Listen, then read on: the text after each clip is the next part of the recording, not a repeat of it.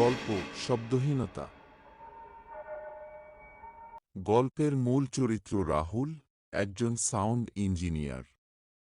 একদিন সে একটা পুরনো রেকর্ড প্লেয়ার খুঁজে পায়, যার মধ্যে একটা অদ্ভুত সাউন্ড ফাইল রেকর্ড করা ছিল। ফাইলটি ছিল সম্পূর্ণ শব্দহীন, কিন্তু তার মধ্যে কিছু অদ্ভুত একটা লুকিয়ে ছিল, যা রাহুল নিজেও প্রথমে বুঝতে পারেনি। একদিন পুরনো দোকানে রেকর্ড প্লেয়ার খুঁজতে গিয়ে রাহুল একটি অদ্ভুত রেকর্ড পায়।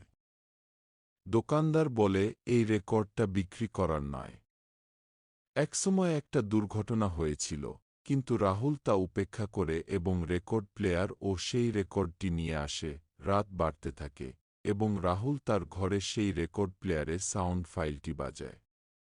সে হতাশ হয়, শব্দহীন। কিন্তু তবু কেন যেন তার শরীরের ভিতর দিয়ে ঠান্ডা একটা স্রোত বয়ে যায়। সে ফাইলটি আরও বিশ্লেষণ করতে শুরু করে। পরের দিন রাহুল ফাইলটিকে ডিজিটাল ফরম্যাটে রূপান্তর করে এবং তা বিশ্লেষণ করার সময় আবিষ্কার করে যে ফাইলের মধ্যে এক অদ্ভুত সিগন্যাল লুকিয়ে আছে। ফ্রিকোয়েন্সি এতটাই কম যে সাধারণ কানে শোনা যায় না, কিন্তু এতে এক ধরনের ভৌতিক ও অনিয়মিত প্যাটার্ন রয়েছে। সে যখন ফাইলটি লুপে চালাতে থাকে, ঘরের আলো হঠাৎ ঝলকানি শুরু করে। রাহুল ভেবে পায় না কি হচ্ছে। কিছুক্ষণ পর সে দেখে দরজার নিচ দিয়ে ধীরে ধীরে কালো ধোঁয়া ভেসে আসছে। রাতের বেলা রাহুল অস্বস্তিকর কিছু অনুভব করতে শুরু করে। ঘুমানোর সময় সে অনুভব করে যেন কেউ তার কানের পাশে ফিসফিস করছে, কিন্তু শব্দটি অস্পষ্ট ও দুর্বোধ্য। সে যখন ঘুম থেকে উঠে তাকায়, তার বিছানার পাশে দাঁড়িয়ে আছে একটি কালো ছায়ামূর্তি, কিন্তু তার মুখ দেখা যায় না। ছায়াটি তার দিকে এগিয়ে আসার আগেই হঠাৎ সবকিছু অন্ধকার হয়ে যায়। রাহুল আরও ভয় পায় যখন সে বুঝতে পারে রেকর্ডের সাউন্ড ফাইলটি আসলে কোনো সাধারণ ফাইল নয়। এটি এক ধরনের অভিশপ্ত শব্দ যা শুনলে মানুষ ধীরে ধীরে বাস্তবতা থেকে বিচ্ছিন্ন হয়ে যায়। রাহুল ফাইলটিকে নষ্ট করার সিদ্ধান্ত নেয়, কিন্তু যতবার সে তা মুছে ফেলার চেষ্টা করে, ফাইলটি আরও শক্তিশালী হয়ে ওঠে। রেকর্ড প্লেয়ার নিজে নিজে চালু হয়ে যায় এবং শব্দহীন সাউন্ড ফাইলটি বাজতে থাকে।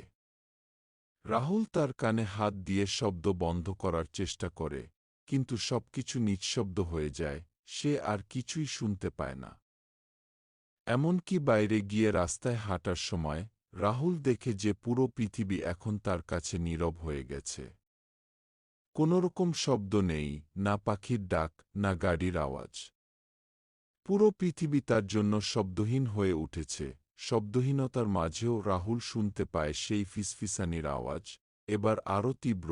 সে বুঝতে পারে যে তার সময় শেষ হয়ে আসছে। অভিশপ্ত সাউন্ড ফাইলের কারণে সে শীঘ্রই বাস্তবতা থেকে পুরোপুরি বিচ্ছিন্ন হয়ে যাবে। শেষ রাতে সে নিজের ঘরের দিকে তাকিয়ে দেখে দরজার বাইরে আরও কিছু ছায়ামূর্তি দাঁড়িয়ে আছে, ঠিক যেমনটা সে আগে দেখেছিল। এবার তারা তার ঘরে ঢুকে আসে এবং রাহুল পুরোপুরি শব্দহীনতার জগতে বিলীন হয়ে যায়। রাহুলের হারিয়ে যাওয়ার পর তার বন্ধুরা সেই রেকর্ড প্লেয়ার খুঁজে পায়, কিন্তু তারা ফাইলটি খোলার সাহস করে না। রাহুলের মতো কেউ আর শব্দহীনতার শিকার হবে কিনা তা কেউ জানে না।